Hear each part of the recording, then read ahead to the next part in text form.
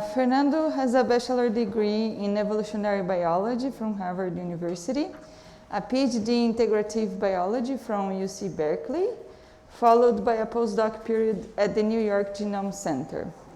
Currently, he is associate professor at the Geogenetics Center in the Globe Institute of University of Copenhagen in Denmark. In his lab, they use population quantitative genetics to understand past evolutionary processes with a particular focus on human evolution and ancient DNA. They develop tests to detect patterns of ancient selection, creating methods to integrate functional and population genomic data, and they also infer demographic parameters using present-day and archaic genome, human genomes. So today you will have a class on human and evolutionary genetics, and tomorrow we have a research seminar with Fernando as well in spatial temporal genomics. So I hope you like. Thank you very much, Fernando, for accepting our invitation. It's a big pleasure to have you here in our screen, but having you here. Thank you so much.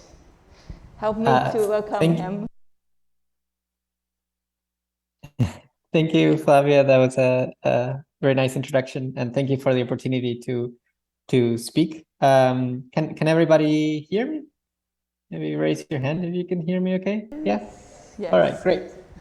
Okay, super. Yeah, I'm sorry I can't be there in person, but hopefully this is the second best thing we can do. I'm going to start by sharing my screen.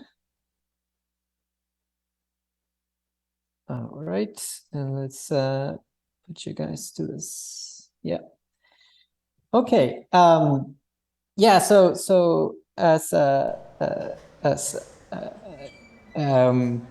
Natalia mentioned, I'm a population geneticist, and I work on inferring historical demographic processes from both present-day and ancient human data. And I'm particularly interested in understanding human evolution and how we evolved over the last 500,000 years, and also how we interacted with other groups of hominids that have disappeared. So today I'm going to be talking to you about how we can use ancient and present-day DNA to trace human evolution over time. I will start by talking about some fundamental concepts in genetics. I know you guys are a fairly diverse bunch of people with different backgrounds. So I will be setting up some basic terminology for understanding what I mean when I mean, for example, words like ancestry or genealogies. Then I'll delve a bit into different models of ancient human evolution that have been debated over the last decades and what genomics can tell us about the validity of those different models. I will be focusing on patterns of interbreeding or admixture between Neanderthals and modern humans ancestors, and what the consequences of that was. Hopefully we'll have enough time for everything. And so tomorrow I'll be talking a bit more about the latest research in my group in several of these topics. So the lecture type will be obviously a Zoom lecture, but there'll be opportunities for breaks, probably around 5-minute breaks, where I will ask you to maybe get into groups of 2 or 3 people to discuss some of the questions that we'll put out on the screen. So starting with the first topic, I'll start with the question of what is ancestry. And this is a word that is mentioned a lot in genomic inference and genetics.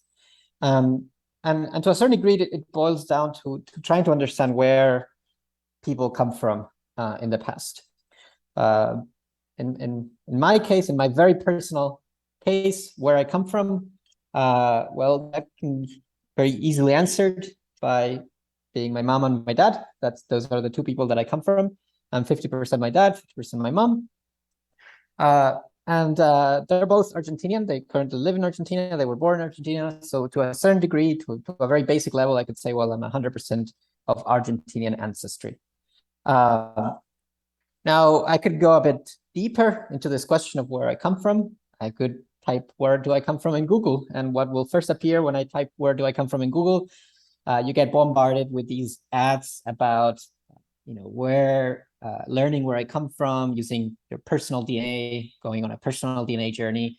And these are essentially ads for DNA testing companies that can give you some information about your past history if you send them your saliva. So you can spit on a tube, close that tube, mail it to these companies, and they will sequence parts of your genome, and those parts will be informative about your past evolutionary history. So they will give you some information about where you came from, and we'll talk exactly about how that happens in a moment. So I did that myself some years ago. I spat on a tube, I sent them to this company, I think it's based in California, called 23andMe. And I got this very nice report that tells me that my ancestry is pretty boring. I'm like 99.1% European, and if you break that down, well, I have some Southern European ancestry, Iberian and Italian ancestry, and some vague Northwestern European ancestry, perhaps French and German or British and Irish. And so if I follow the definition of ancestry that this 23andMe personal DNA companies have, well, I can say I'm roughly 40% Iberian or Spanish, roughly 20% Italian, and the rest is maybe broadly European as far as the algorithms can tell me. So that at a different level of ancestry, that's my ancestry. That's my genealogical history. Now, this 23andMe company, they also give you another report. They claim to tell you what your Neanderthal ancestry is. And this is because, as we'll see later on in today's lecture, humans and Neanderthals at some point, many thousands of years ago, interbred. And many humans today carry the results of that interbreeding process in their genomes. So part of my genome comes from Neanderthals. It's very small sequences in my genome that are interspersed throughout, and about 2% of my genome comes from Neanderthals. And so if I follow that report, then I would say I'm 98% modern human and 2% Neanderthal. So the question of where do I come from, I think it's better answered by who do I come from? What are my ancestors at different levels, at different temporal horizons? And so going deeper into what 23andMe or these other personal DNA companies are doing, well, let's imagine that I could take a look at my genome. And if here I'm going to represent my genome as just a single pair of chromosomes. So I have 23 pairs of chromosomes, but let's just focus on one of them. For each pair of chromosomes, I got one chromosome pair from my mom, and the other, one member of the chromosome pair from my mom, and the other one from my dad. And if I were to paint the chromosomes of my mom and my dad in different colors, blue and red, then I would have one blue chromosome and one red chromosome. This is fairly straightforward. But if I were instead to paint my genome based on the chromosomes of my great-grandparents, so I could, let's say I could go back to my great-grandparents and ask them for a saliva sample and sequence their genomes. I could color their genomes in blue and red, depending on where they come from. Let's say some of them come from Italy, some of them come from Spain.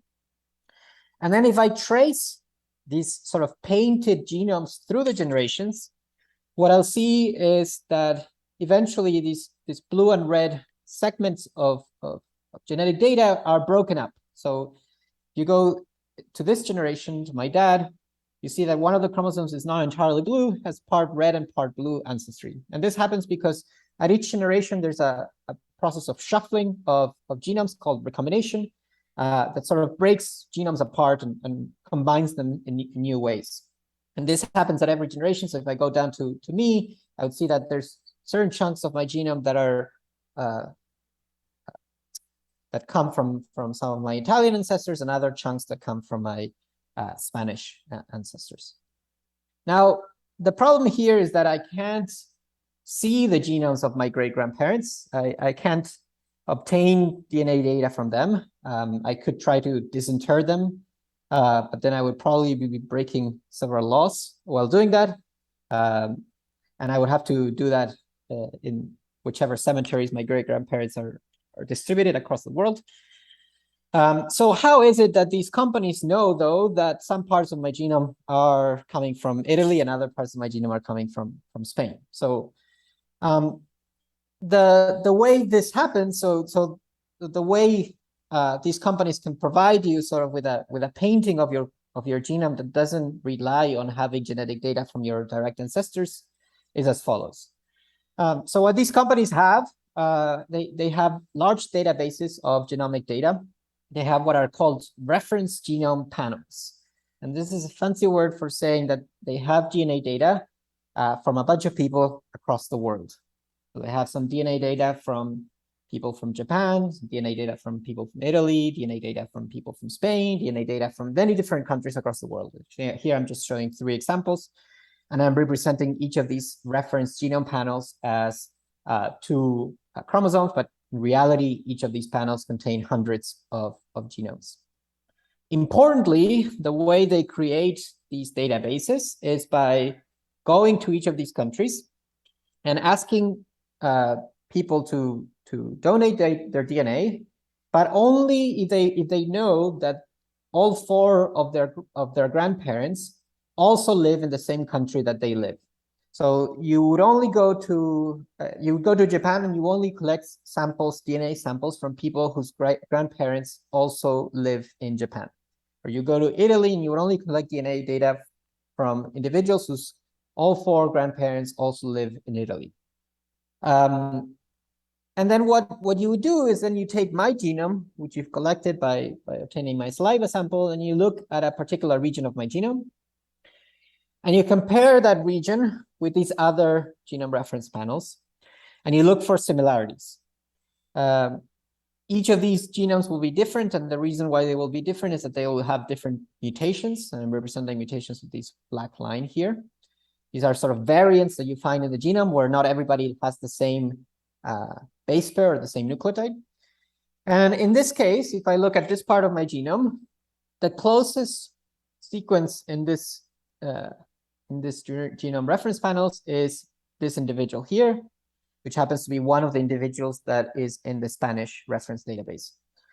So what 23andMe would do is then paint that part of my genome orange, representing Spanish ancestry, and then move on to a different part of my genome further on, check what is the closest sequence in the reference genome panel, find the closest one, and paint it with that color, let's say orange, and then you would keep going. In this case, you would find that the closest sequence here is neither of the Spanish genomes, but one of the Italian genomes. It doesn't have to be a perfect match. It just has to be the best match among all the possible genomes in the reference panel. And so in that case, my genome would be painted green, representing Italian ancestry. And you would keep doing this throughout my entire genome for each of my chromosomes. Is that clear to people? Yeah? Okay. And so this is what 23andMe essentially does, the fancy algorithm for doing what I just showed you. And so you get this painting of each of your chromosomes depending on what is the best match in their different reference genome databases. So, in my chromosome 1, one of my chromosomes, I have good matches to Spanish and Portuguese reference genomes. And then at some point, I have a better match to some Northwestern, perhaps French or German genome here, and so on and so forth. My genome is pretty boring. Here's another example from one of the studies that first did this, looking at a Latin American genome that has a bit more interesting ancestry than I do.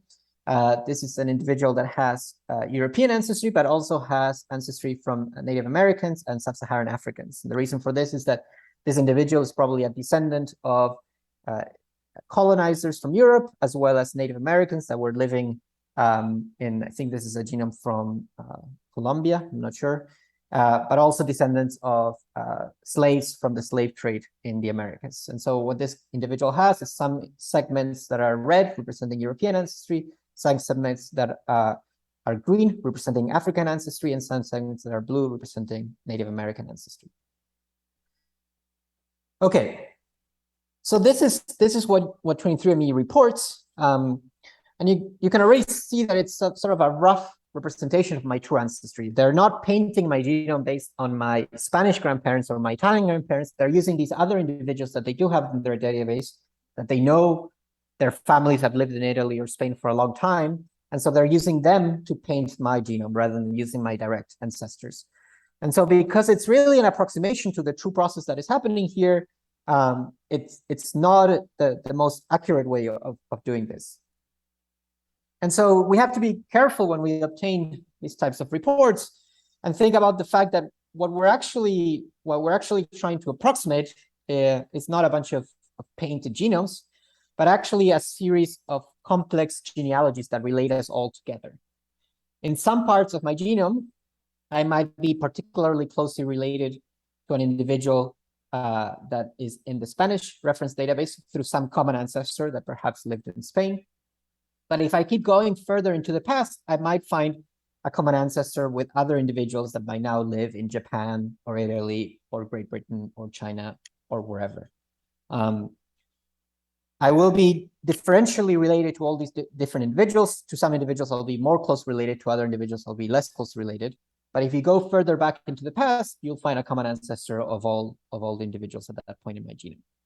Now, importantly, because of this process of recombination that shuffles chromosomes over time, if I go to a different region of my genome, I will find that I'm no longer the most closely related individual to this individual, but this individual has a very closely related individual in the Spanish database. And eventually, if I go further into the past, I find a common ancestor with them.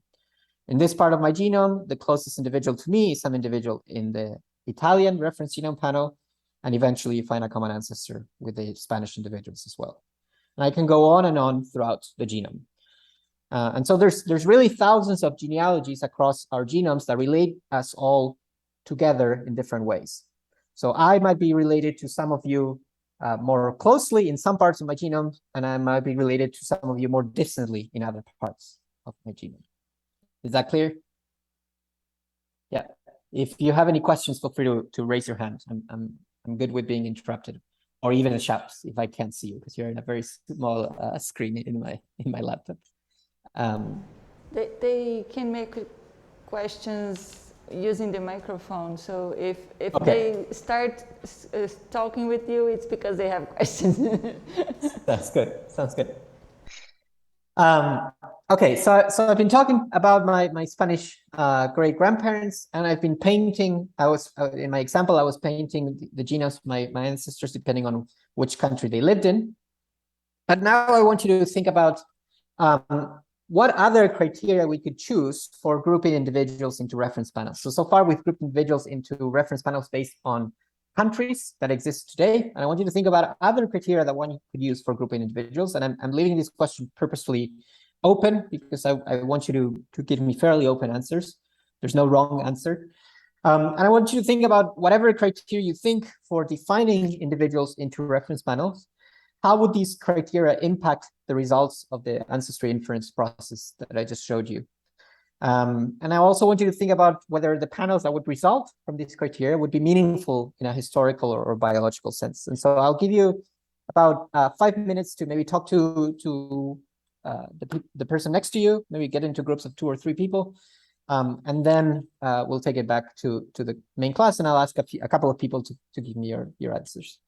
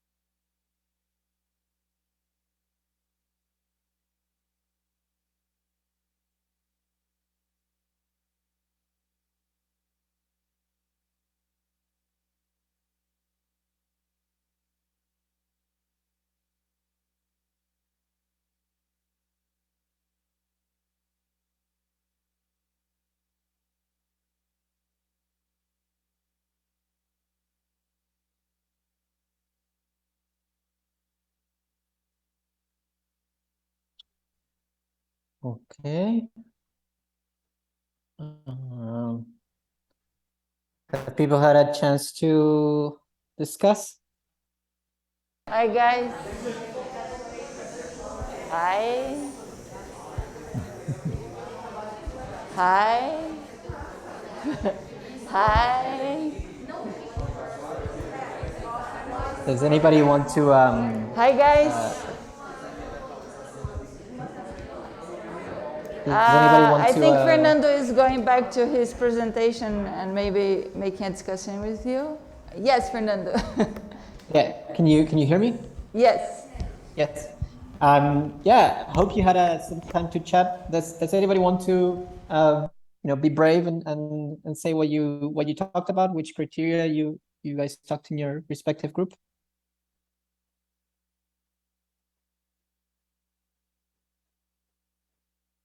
Yeah, I see some hands there. Okay, should I?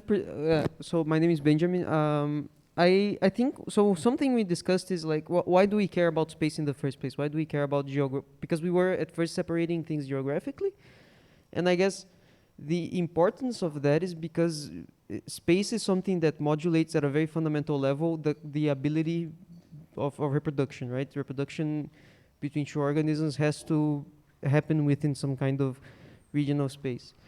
So for humans, there are many other factors that can modulate the ability of two individuals to reproduce amongst themselves, and I guess those could form other criteria. So one example I came up with is if you look at some region in the world, for instance, where you have a caste system, and it's robust across time, you could, as long as that produces some kind of reproductive barrier between humans, it is going to reflect something.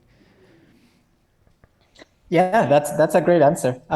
Yeah, I mean, I think you touched on a lot of good points. I would say yes. So the question is why do we choose countries? Why would we choose like geographic divisions? And like you said, it has to do with sort of reproductive processes and historical accidents of those reproductive processes. At least for most of human history, you tended to reproduce with people that are close to you before we had rapid transcontinental travel. But that's not necessarily the only criteria that might determine your genetic history. It might be, like you said, there might be other cultural factors like castes that might create reproductive barriers, or we could have reproductive paths that might incentivize or disincentivize reproduction among people. That's a very good answer. I will give you one example that I thought about, which is you could choose professions. It so happens that some of my great grandparents were wine growers. So rather than coloring the genomes of my great grandparents by country, I could have colored them by what profession they had. The issue then is profession really a meaningful determinant of your genealogical history? And it might not be. It might be much less interesting than geography. But the important thing to consider here is that if I had painted the genomes of those of my ancestors that were wine growers red and the rest of them blue, I would have obtained a very different painting when I looked at myself, right? The segments that were red when I used geographic distinctions would be very different than the segments that I would use when I use professions. Why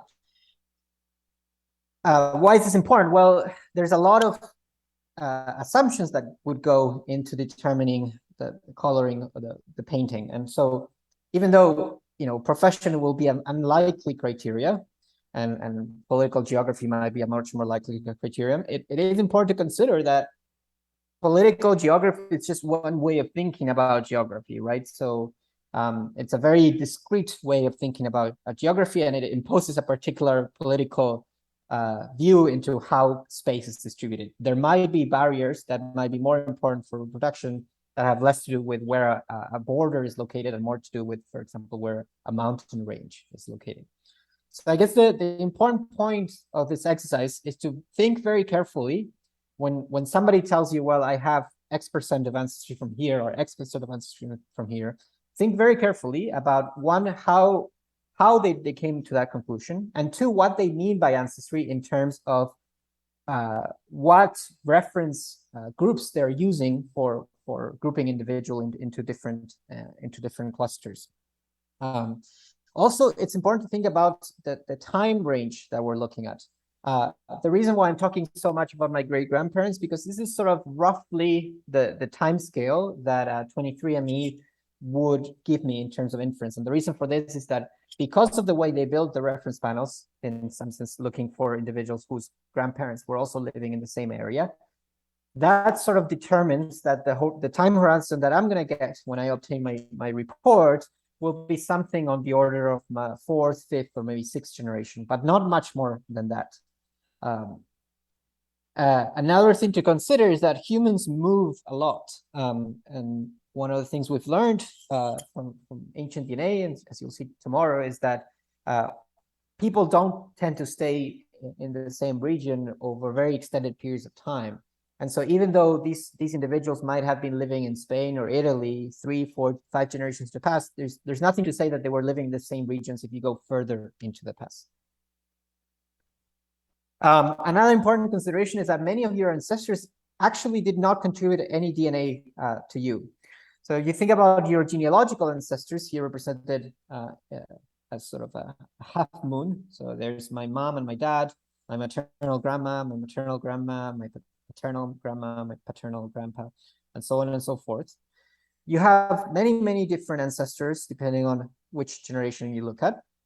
But some of these ancestors, because of this shuffling process that happens at each generation, are not guaranteed to have given you a genetic contribution. There might be some ancestors that might have contributed DNA to their descendants and to the descendants of those descendants, but it is possible that some of that DNA may not have reached you. And so it's important to consider the difference between what are called genealogical ancestors and genetic ancestors. And I encourage you to go to this link. I'm hoping that I can distribute the slides for this lecture afterwards. But this link really gives you a very good overview of the difference between these two different types of ancestors and how to think about them. I also mentioned that 23andMe gives you a report of your Neanderthal ancestry. This is a very different time horizon than my great-grandparents that were living in Spain and Italy. This is much further into the past. And the reason why 23andMe can provide you with this type of report is, as you'll see in a second, that we actually now have reference genome panels for Neanderthals that we didn't have just a decade ago. And so 23andMe can do this exercise of copying your genome, also using a Neanderthal reference panel on your genome. Now, ancestry is a relatively problematic concept. It's heavily used in genetics, especially in population genetics, but there's been several sort of review or perspective articles that have emerged in the last few years, arguing that perhaps ancestry is too simplistic of a concept to capture this complex set of genealogies that we all share across the genome. So sometimes it's a convenient shorthand, but sometimes it can actually occlude these more complex processes that relate us all together. And it's particularly problematic because it might mean different things at different time horizons, depending on whether I look 1 generation to the past, 4 or 5 generations to the past, or maybe 100 generations into the past. And so we need to be careful with what exactly we mean when we say I have X% of ancestry from a particular group. If I were to look, rather than a few generations into the past, I were to look 55,000 years into the past, then I would find that some of my great blah blah blah ancestors are Neanderthals. It's a small proportion of the total number of ancestors that I have, about 55,000 years ago in the past, but it is a considerable proportion because there's more generations separating these Neanderthal ancestors from me than there are generations separating my great-grandparents to me. Recombination, this process that sort of shuffles chromosomes at each generation, has had more time to break apart the Neanderthal segments. And so my Neanderthal segments will be a lot shorter in my genome. There will be sort of shorter sequences of red ancestry than when I was looking at the case of my great-grandparents or my grandparents. Okay, now I have another very good question for you. And again, I'll give you 5 minutes. Often we, again, this is a fair simplification, but we assume that humans over most of their history had a generation time of 29 years, meaning that if we were to convert time in years to time in generations, 55,000 years into the past would roughly mean 1,900 human generations ago. This is a heavy simplification because obviously generations are overlapping. It's not like you die and your child immediately gets born. But as a simplification, it works quite well to assume that a human generation is about 29 years. If we assume this, if we assume that there's 29 years per human generation, let's think of a sort of a mental experiment here. So you obviously have two parents. Each of you have two parents. You have 4 grandparents and 8 great-grandparents. And I want you to think about how many ancestors you have 10 generations ago, 100 generations ago, and 1,900 generations ago, which roughly corresponds to the time that humans and Neanderthals interbred with each other. I want you to think using this rule, you multiply by 2 each time, think about 10, 100, and 1,900 generations ago. After you thought about these numbers, I want you to think about whether there were actually that many people on the planet at that time. And if the answer to this question sort of conflicts with the answer to this question, I want you to think about what is the possible resolution for that conflict. So I'll give you 5 minutes again, and we'll resume after that.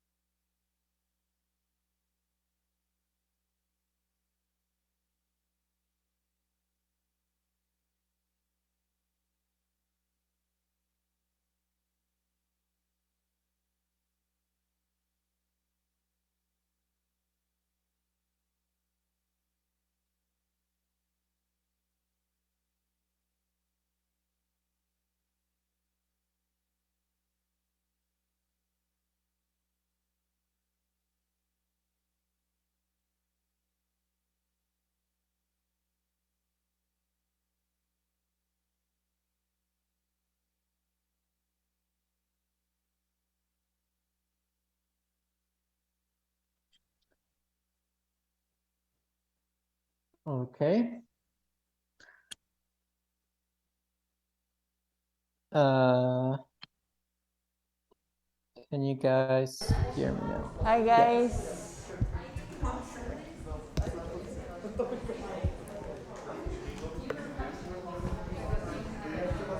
Do you want someone answer, Fernando? Yeah, maybe can somebody that hasn't spoken can tell me how many ancestors I had 10 generations ago? Guys, who wants to answer this? On the back there.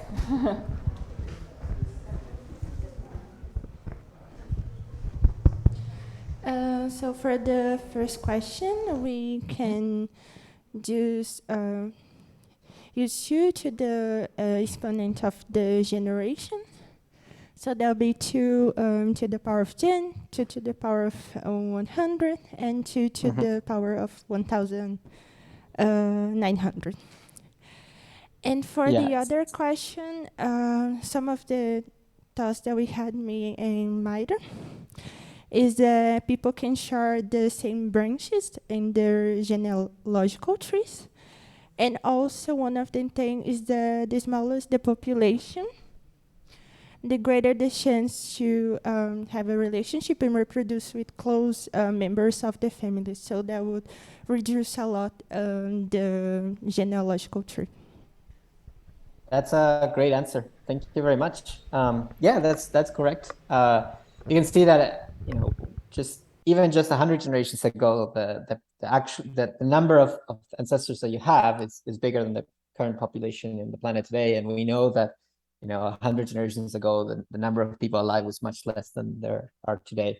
And the reason for that is, as you said, is many of your ancestors are actually your ancestors twice or 3 times over. So many of your ancestors are ancestors of you through different paths in your genealogical tree. So here's a simulation sort of illustrating this in a population of a few individuals. Here's an individual living in the present who has a father and a mother and grandparents. But eventually, and this is a relatively small population, so this happens fairly fast, going backwards in time. Eventually, you find that individuals are ancestors through multiple branches of the genealogical tree. So all these circles here represent individuals that are ancestors twice over or 3 times over.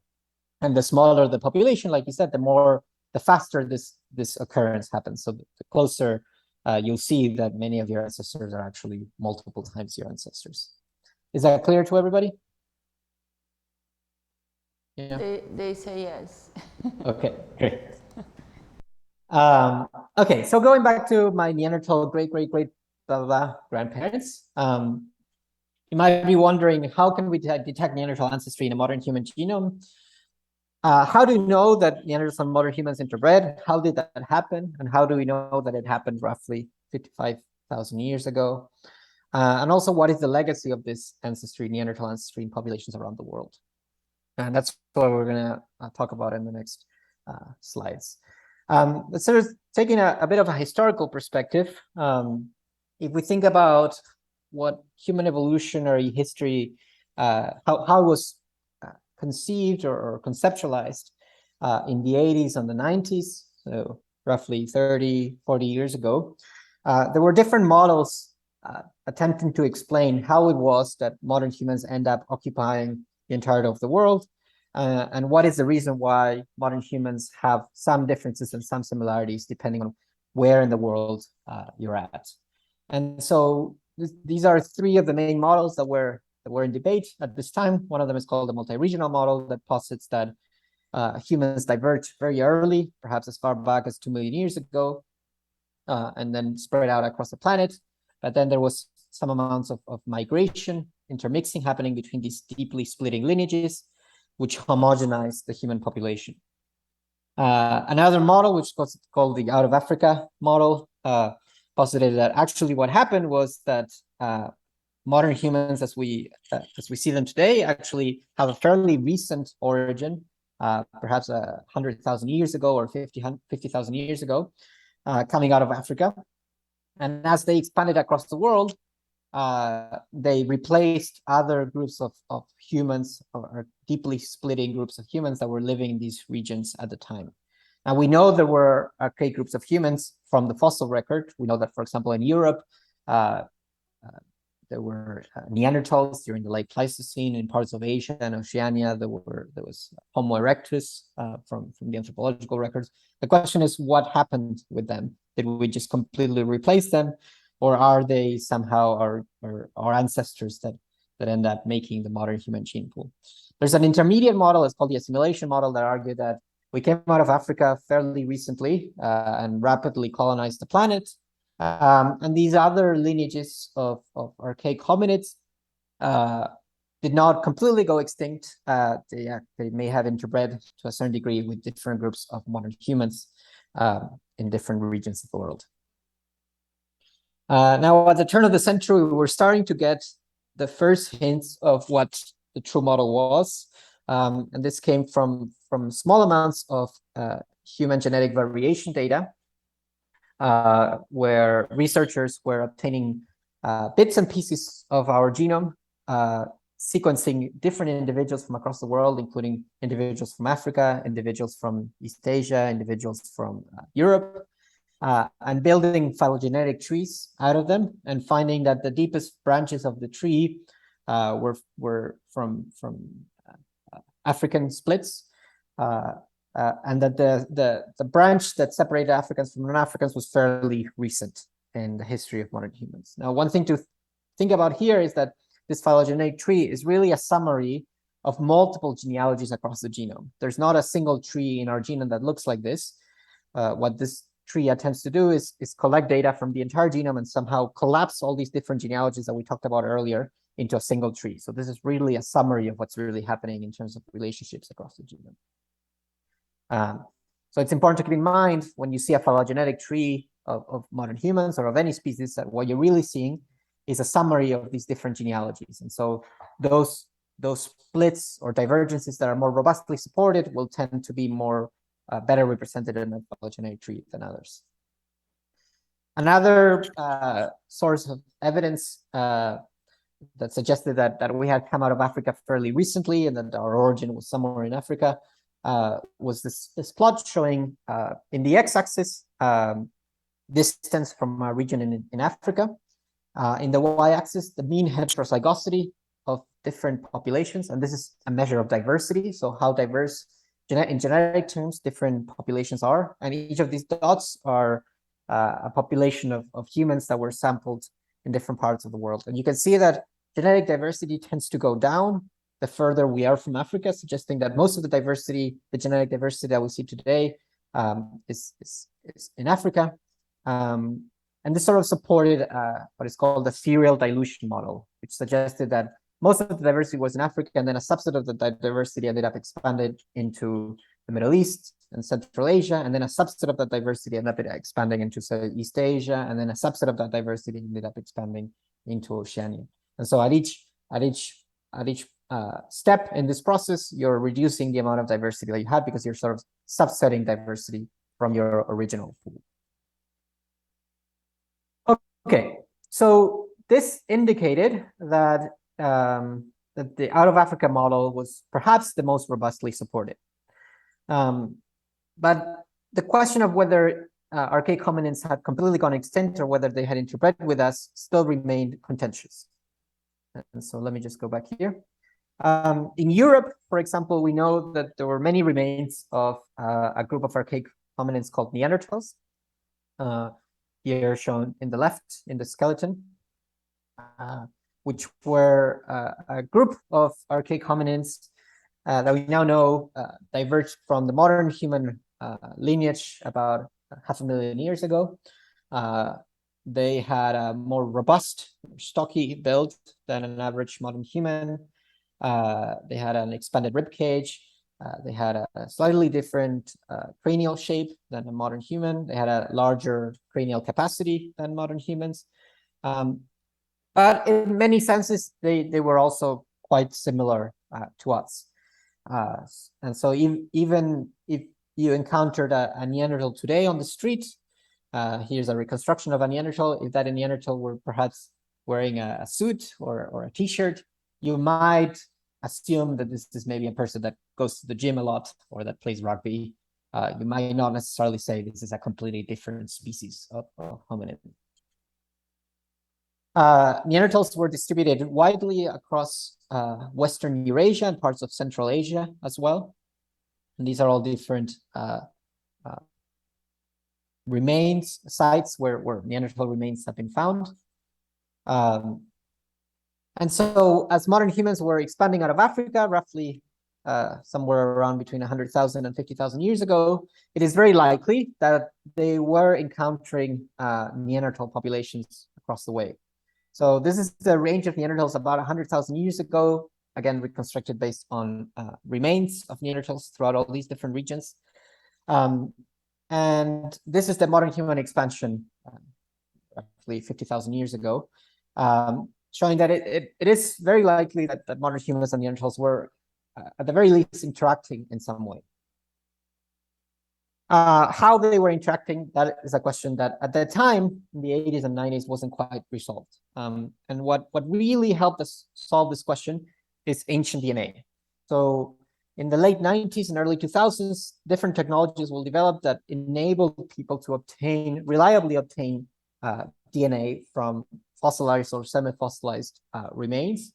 As long as these remains are not too old, it is possible to obtain DNA data from them and try to reconstruct the genomes of the individuals that carried these particular bones. The first landmark study of Neanderthal DNA was in 1997. It was bits and pieces of the mitochondrial genome. And what the researchers in that study did is they took the bits and pieces of the mitochondrial genome that they had, and they compared the Neanderthal mitochondrial genome to mitochondrial genomes from other modern humans that were available at the time. So present-day Africans, present-day African Americans, present-day Europeans, present-day East Asians. And what they saw is that the Neanderthal branch split before all the other modern human branches spread from each other, suggesting that perhaps Neanderthals were an outgroup to modern humans. More modern humans were sequenced in their mitochondrial genomes, and it remained the case that Neanderthals were seen as an outgroup to all these modern humans. At the time, the results of this paper were thought to support the out of Africa replacement model. And I would like to ask you whether you think this conclusion is valid based on the mitochondrial genome, or if there might be something that we're not considering here. Do you think this conclusion is valid? If so, why or why not? Maybe if somebody wants to raise their hand, be brave. Yeah, somebody's raising their hand there. Yeah, just a second. Yeah.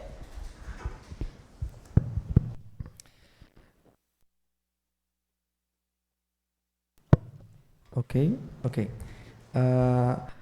Well, what I think about now is that the mitochondrial DNA is inherited altogether, like one single loci. So you are making this inference based on basically one single genetic marker, and you have the other whole nuclear DNA with a lot of complications and everything else. So I think this would be one problem. That's an excellent answer. Mitochondrial genome is, it's inherited as a single piece of DNA. It doesn't undergo recombination.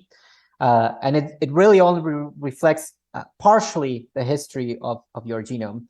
It may be the case that your mitochondrial genealogy might look like this, but that doesn't guarantee that your other genealogies that are spread out throughout your autosomal genome might necessarily look the same as this. And as we'll see in a second, that was actually the case, that they look different.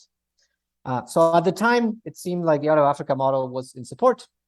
But like you said, there's different genealogies that relate us to each other in different ways. If I were to only look at, say, this part of my genome, I would just infer that I did not have any Italian ancestry. Whereas if I also looked at the whole genome, then I might say, oh, actually I have a little bit of Italian ancestry here. So really, the mitochondrial DNA was only one slice of all the genealogies that we have across the genome. And so it only revealed partial information about our history. Mitochondrial tree is just one single tree. It's important to keep in mind that, the population history determines all these different trees across the genome. It is impossible that if you have, say, a species split here between C and D, that you'll have a common ancestor somewhere in the very recent past. You'll have to wait until you have a common population for these common ancestors to occur. So even though the population history determines the gene trees, it doesn't mean that all the gene trees will look the same across the genome. So we really needed the whole picture. We needed to obtain the whole genome from a Neanderthal in order to be able to really robustly say whether there had been any kind of interbreeding between Neanderthals and modern humans, or whether Neanderthals were completely an outgroup to all modern humans. And that arrived in 2010. The first Neanderthal genome was really a composite genome from 3 remains that were found in the Vindija cave in Croatia. This is a landmark study. It was the first Neanderthal nuclear genome. Several other bits and pieces of Neanderthal genomes were published at the same time, but the star of this paper was the genome from Vindija cave in Croatia. Now, when the researchers in that study queried the Neanderthal genome, they found that many of the genealogies in the human genome looked like this, where different groups of modern humans had a recent common ancestor. In this case, I'm just showing an example of an East Asian individual and an African individual. And further on in the past, we had a common ancestor with Neanderthals, with chimpanzees as a distant common ancestor. In those cases, this type of tree would generate a pattern that would look like this.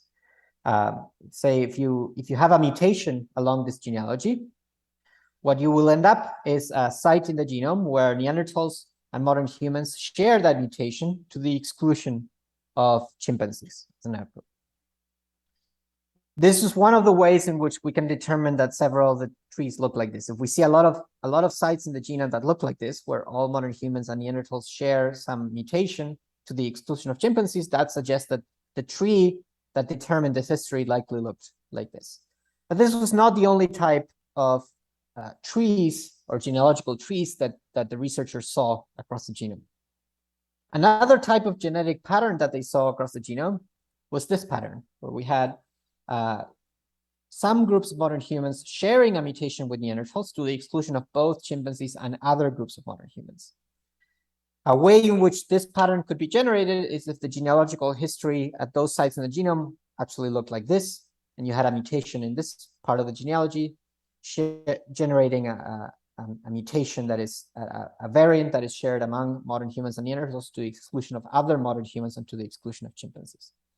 I'm using here A and B as variants, but in reality, what we have in the genome are nucleotides. So you can imagine this could be a site in the genome where this individual has a cytosine, this individual has a guanine, this individual has a guanine, and chimpanzees have a cytosine. But I'm just using A and B as a way to represent mutations more easily.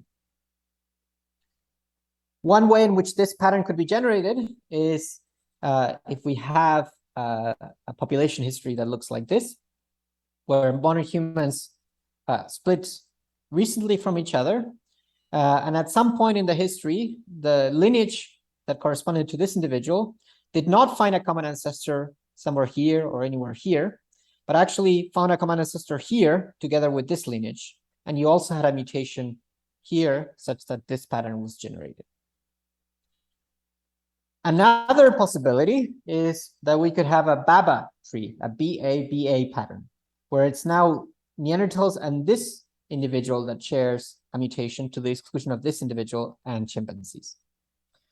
And this ABA pattern can be generated, this BABA pattern can be generated if this lineage here does not find a common ancestor with this lineage, and instead finds a common ancestor with Neanderthals at some point in this part of the population history. And so ABA and BABA trees should occur at the same frequency throughout the genome. They are unlikely in the genome. Most of the trees in the genome might probably look like this, but you can still have ABA or BABA sites across the genome. If the genealogical history relating these different individuals happen this way or this way. importantly, if there was no interbreeding or no admixture between any group of modern humans, here represented as H1 and as H2, with Neanderthals, then you roughly expect as many ABA sites in the genome as BABA sites in the genome. And this is a pretty important concept of today's lecture. So please raise your hand if this is unclear. So what I'm saying here is that if the population history looks like this, where modern humans split somewhere recently in the past, and then Neanderthals and modern humans split more anciently, and then chimpanzees and the common ancestor of modern humans and Neanderthals split even more anciently, then the only way that you can generate an ABBA site is by having a genealogy that looks like this. And the only way you can generate a BABA site is by having a genealogy that looks like this. Is that clear to everybody? Okay. Yes. However, good. If there was gene flow, if there was interbreeding between modern humans and Neanderthals, then we would see something else. So let's imagine that there was actually interbreeding between Neanderthals and H2 here. So at some point recently, perhaps 50,000 years ago, Neanderthals and modern humans exchanged genes. So Neanderthals and modern humans had sex, and some of the modern humans in this population are now partly descended from Neanderthals.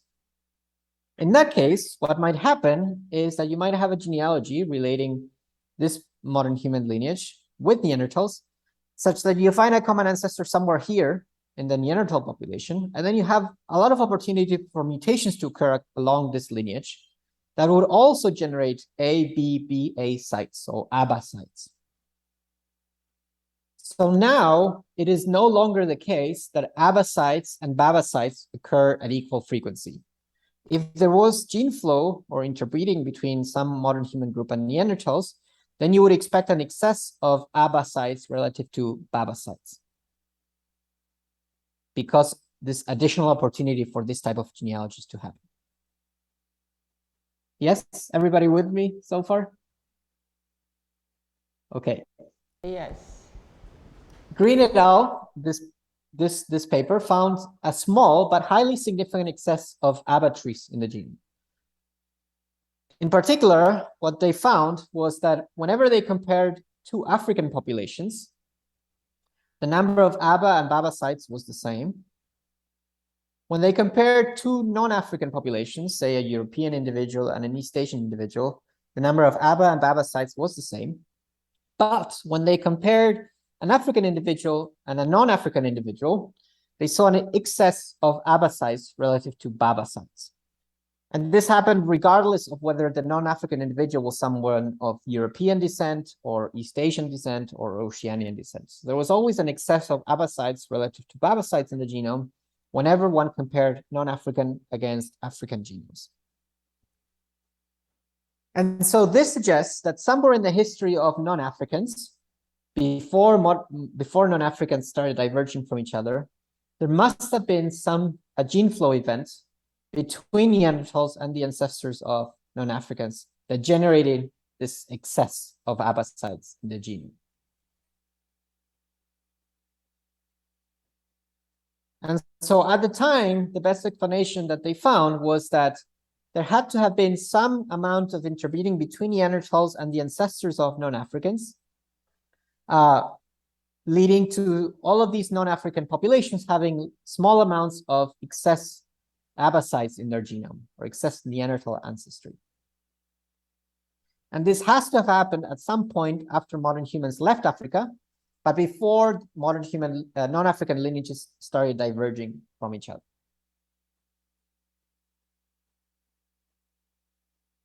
Okay, so this is the pattern that Green et al. Found in 2010. And I want to dedicate a breakout question. I want you to think about a different scenario. Let's imagine that instead of the pattern that they found, let's say that they found this pattern that I'm putting now on my slides. If this had been the case, if they had found this instead, I want you to give me an explanation as to whether one, if they had found this could have been evidence for Neanderthal interbreeding with modern humans, and if so, with what population of modern humans would Neanderthals have interbred? So remember, this is the pattern that they found, where they saw an excess of ABA over BABA sites whenever they compared a non-African modern human genome to an African modern human genome. I want you to think about what they could have inferred if instead they had seen this pattern that I'm showing in the slides. And I'm going to give you 5 minutes to answer that question.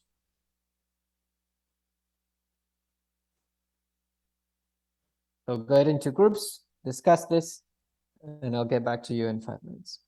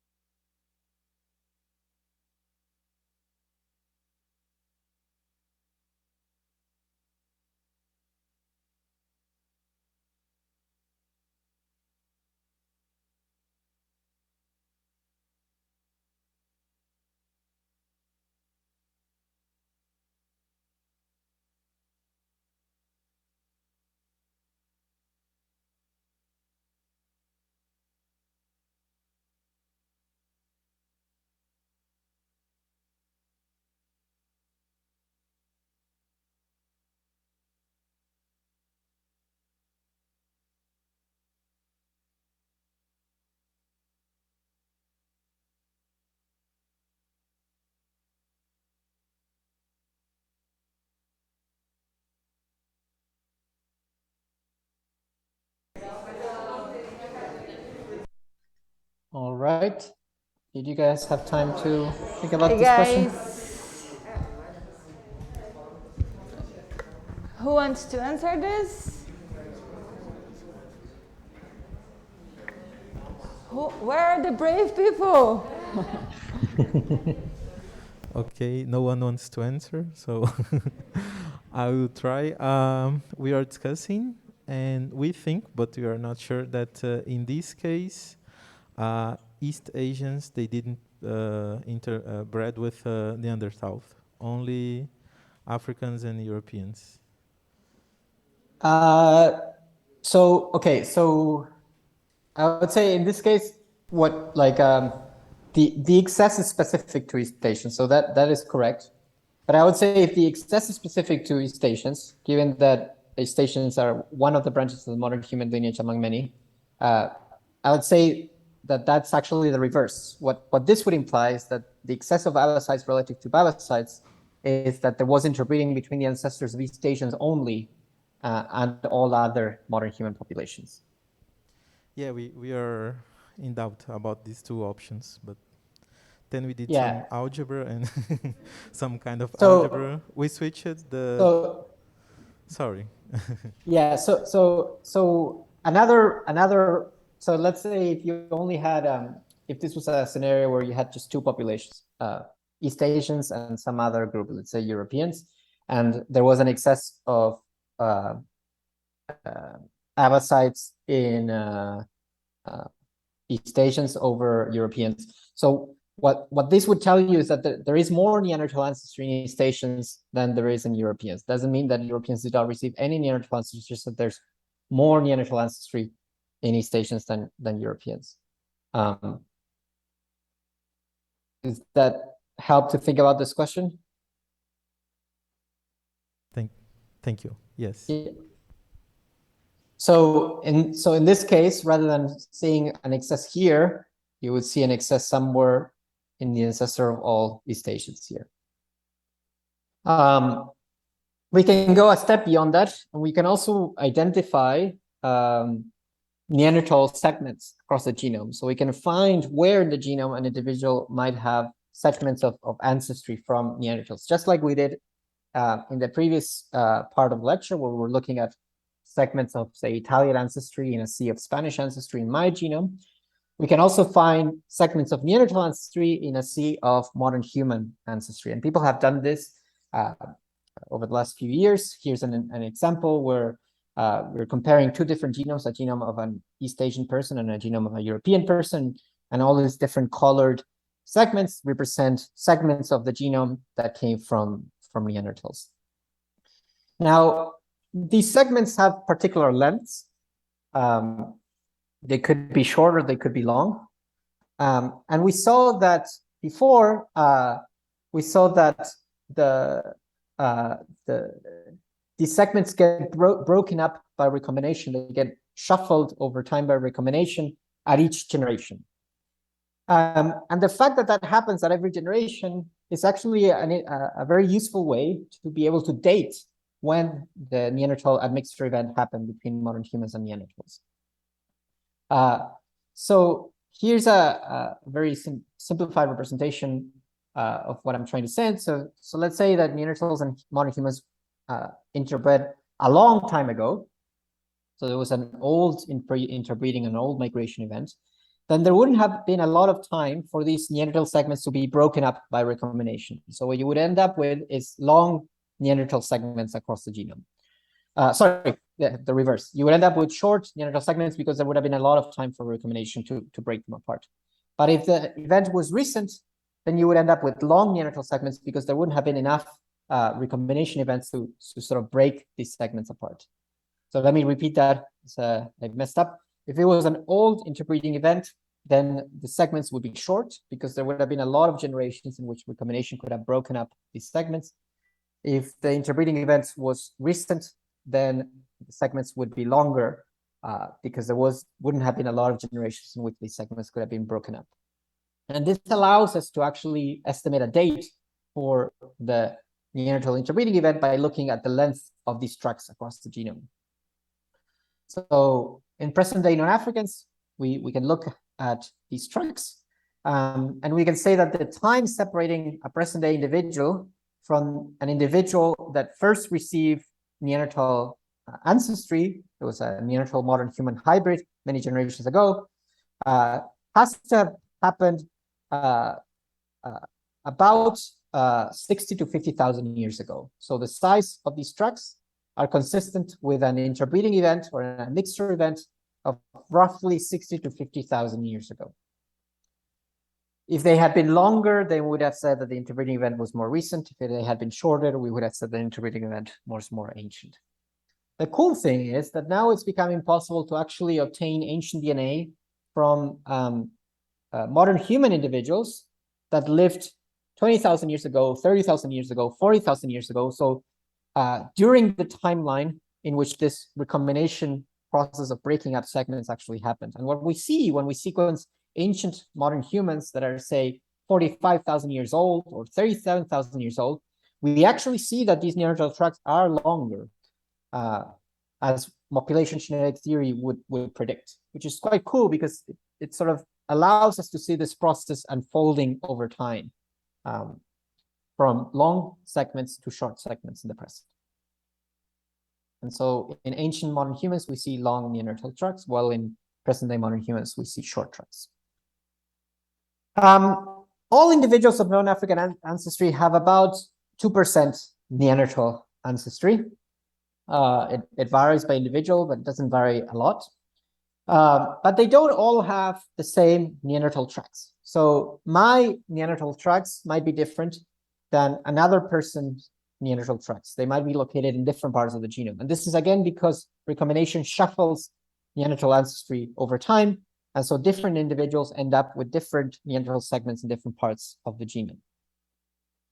And so even though I have about 2% Neanderthal ancestry, another individual might have 2% in a different portion of their genome. Another individual might have 2% in another portion, or another portion, or another portion. And that's actually possible to take all these different Neanderthal segments, put them all together, and try to reconstruct a Neanderthal genome from all these different partial Neanderthal segments in different genomes.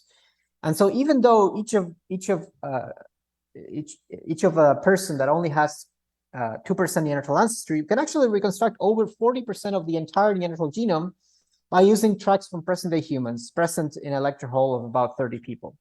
So if we took this classroom today and we looked at the Neanderthal segments in different people in this classroom, we would probably be able to reconstruct about 40% of the entire Neanderthal genome without even looking at ancient DNA.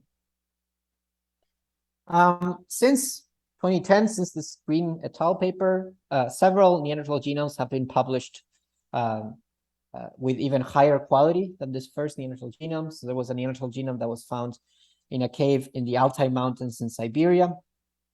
And additionally, in that same cave, remains from a different group of archaic hominins called the Denisovans, because of the name of this cave, have also been found. These groups of archaic hominins are quite enigmatic. They actually don't fall within the variation of Neanderthals. They're kind of an outgroup to Neanderthals, but they're still more closely related to Neanderthals than they are to modern humans. The first Denisovan genome sequence came from a little bone, a finger bone, super small. And actually no Denisovan skulls have been found yet. There's some mandible portions that have been found, but there's not a very good idea of the morphological characteristics of Denisovans to this day. So all we have is genetic information, or most of what we have is genetic information. What is emerging from these different findings is that it is true that modern humans expanding out of Africa quite recently, but as they were expanding across Eurasia, they were also encountering other groups of archaic hominids, including Neanderthals and Denisovans, and exchanging genes with these other groups. And so the ancestors of all non-Africans have the results of this Neanderthal admixture event, which may have happened perhaps somewhere in the Middle East. And additionally, some populations that are now living in Oceania, including native Australians and native Papuans, actually on top of their Neanderthal ancestry also have some Denisovan ancestry from some interbreeding event that happened perhaps somewhere in Eastern Eurasia. This is a picture of me in the Denisova cave. I just want to show that the genome of the Denisovan genome was actually retrieved from the same stratigraphic column as the genome of this very high coverage Neanderthal genome. They're both of very high quality. One of them is 50,000 years old, the other one is 60,000 years old. So what we have now in terms of our best model for modern human history is really a process of divergences, but also coupled with a lot of gene flow events between these different modern human populations. Since these findings that I've shown in my previous slides, there have also been evidence of other interbreeding events happening between archaic hominin groups, and also even between unsampled archaic hominin groups and modern human populations. So really what we have in terms of modern human history is not so much a tree, but kind of a bush in terms of divergences and interbreeding events. A very recent finding from 2018 was an F1 hybrid between Neanderthals and Denisovans. This was a very cool finding. Also from the same Denisova cave in Western Siberia. This was the direct offspring of a Denisovan parent and a Neanderthal parent, which is quite remarkable. It would have been very unlikely to find this, so it was quite amazing that this was found.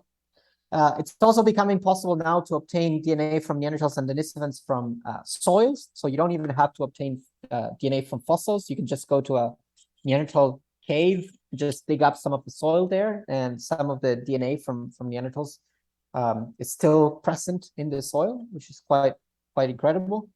And I just want to look at the time before I go to maybe I'll skip this breakout questions, and I'll just finish with what the legacy of these interbreeding events was in the genomes of modern humans. So at some point in the past, archaic humans like Neanderthals and modern humans diverged, but then, as we've seen, we also obtained some genetic material from these archaic hominin groups like Neanderthals and Denisovans. The question then is what happened to those segments over time? Was there a purging process such that over time these Neanderthal genetic material was removed from the modern human population, and what we have now is actually a lot less than what we had thousands of years ago? Was this material mostly neutral and not really affecting the fitness of the modern human population, or was some of this material perhaps beneficial and perhaps rose in frequency over time because it conferred some advantage to modern humans? The short answer is that most of the material that we obtained from Neanderthals and Denisovans was likely deleterious, and so what we have now is actually a fraction of the amount of material that was present in modern human populations that had very recently interacted with the Neanderthals and Denisovans. And the reason for this, there's multiple explanations for this. One of them is called Lipsansky-Müller incompatibilities, and this has to do with the fact that after Neanderthals and Denisovans diverged, new mutations may have arisen and fixed in the two populations after their divergence, which did not play well together after they mixed, these two populations mixed again. And so while it may have been good to, for example, have a little A allele and a big B allele in a particular population, or a big A allele and a little B allele, having a little A allele together with a little B allele may have been deleterious to the hybrids of these this intermixing. Another possibility is that the reason why Neanderthal segments were purged from the modern human population was because of differences in population size. So natural selection tends to be more efficient at removing deleterious variants when populations are large than when populations are small. And it is known that Neanderthals had fairly small populations compared to modern human populations at the time. So it is possible that some of the variants that were deleterious were not being removed or purged from the Neanderthal population over this period of time, but once they entered the modern human population, which was much larger, natural selection kicked in and was much more efficient at removing these deleterious Neanderthal variants that were segregating in this population. That being said, there are some regions of the genome that were actually beneficial, that came from Neanderthals and were beneficial and rose in frequency. I'm going to skip this part. One of the prime examples of beneficial variants that came from an archaic group of humans, in this case the Denisovans, is the EPAS1 region. There's a population in East Asia, Tibetans, who harbor a set of mutations in a particular region of the genome, in this gene EPAS1, that looks very different from other populations that are closely related to Tibetans, like, for example, Han Chinese. And before the sequencing of the Neanderthal and Denisovan genomes, it was unclear why this was the case. But once the Denisovan genome was sequenced, which is depicted here in green, it was found that the Denisovan sequence actually matched the Tibetan sequence that was at very high frequencies quite well. So what you can see here, this is sort of a slice of the genome where the black squares represent mutations or variants. And so each of these rows represents an individual. And you can see is that many of the mutations that are specific to Tibetans and are found at high frequency in Tibetans but are absent in Han Chinese actually match the Denisovan genome. And this is quite rare to see such a striking pattern where there's so many mutations that are very high frequency and uniquely shared with an archaic hominid genome. Interestingly, this EPAS1 gene is involved in the response to hypoxia or low oxygen, which is important if you're living at high altitudes.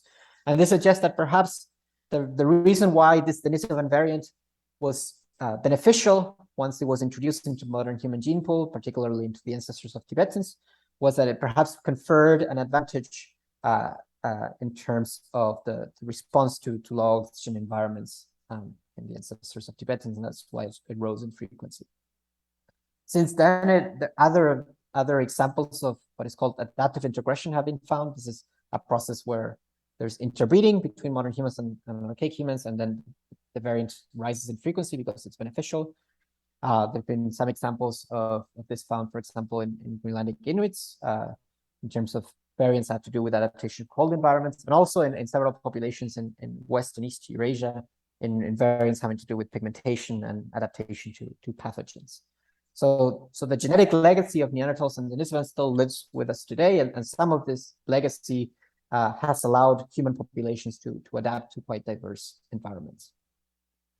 I should say the ancient DNA field is exploding, and so in the last years, this figure is already quite updated, but thousands of ancient genomes have been sequenced since the first Neanderthal genome, and so it's really a very exciting field to be in. There's really a lot of data to work with.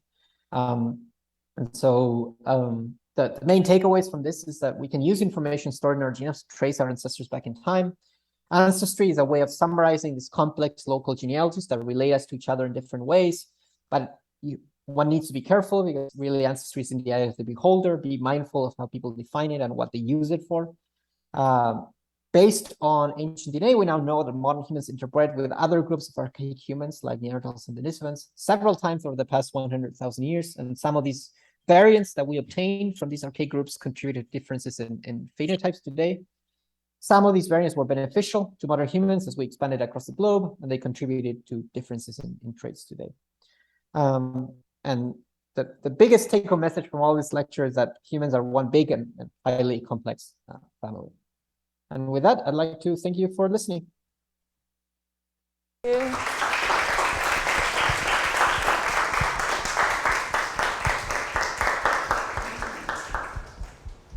Thank you, Fernando. We have time for one quick question if you have. Yeah, no problem. Here, can you pass the mic? Yes. Hi. Hello, my name is Nicole. Hi. Are you listening? Yes. Yes. Okay. Thank you for the lecture. It was very nice. It's not actually a question, but I heard about another species of Homo, the Homo floresiensis, and I was very interested about it because it was a species that occurred only in a single island and maybe interbreed with other species of humans, or maybe almost Homo sapiens or Homo infant, I don't, whatever. And I really want you to talk a little bit about it because it's very interesting. And you didn't talk about the Homo floresiensis, and that's it. Thank you. Yeah. So yeah, that's a good point. So there's several other archaic groups of hominins that I didn't talk about in my lecture, including more ancient hominins than the ones I mentioned. The reason why I talked about Flores and other groups of archaic hominins is that we haven't really been able to obtain DNA from the Flores specimens or from other groups of archaic hominids, like, for example, Homo erectus.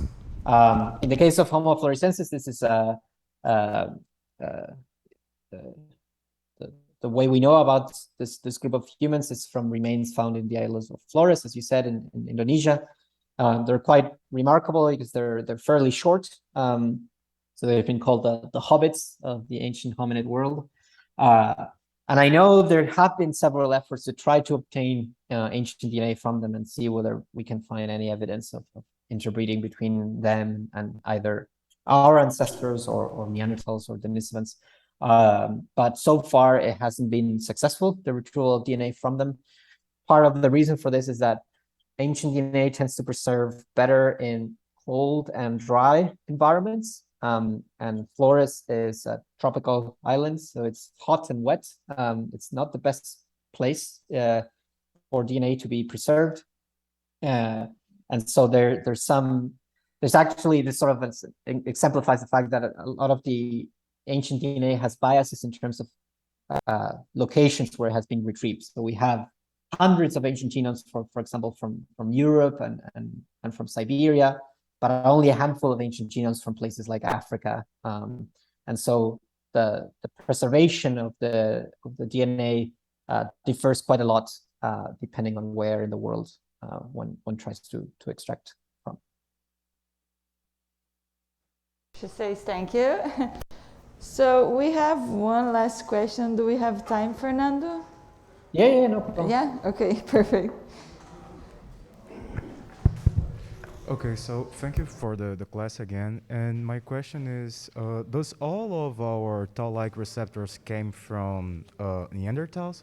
Because that, or it's some, evolutionary convergence, because that's all main inflammation trigger, and then, Yeah, so it's only a certain haplotypes or certain sequences of DNA that we inherited from Neanderthals, and they're not present in all modern humans. So some modern humans have the non-Neanderthal variant, some modern humans have the Neanderthal variant. Some individuals may be heterozygous for the Neanderthal variant. So no, not all modern humans have this variant, but some of them do. I think it's at high frequency in certain populations in Western Eurasia, but you would have to check the original paper for this. So this Daneman et al. Reference, which I'm putting in the slides, is the one that talks about the TLR story, which is quite interesting and likely reflects sort of changes in immunity to pathogens in the region. It sort of makes sense because the Neanderthals and Denisovans, they were living in these regions of the world for a longer period of time than we have lived in them. So it is perhaps not surprising that they were adapted to particular pathogens that are endemic to these regions, and then once we obtained these variants, they were also beneficial in us. Okay, so in that case, it won't be like the whole receptor structure, just the region No, to bind the pattern. it's only certain variants in the region that are introgressed. Okay, thank you. Okay, I think that's it. Guys need to go to lunch. Thank you very much, Fernando. We'll see you tomorrow. No. So help me to clap for him.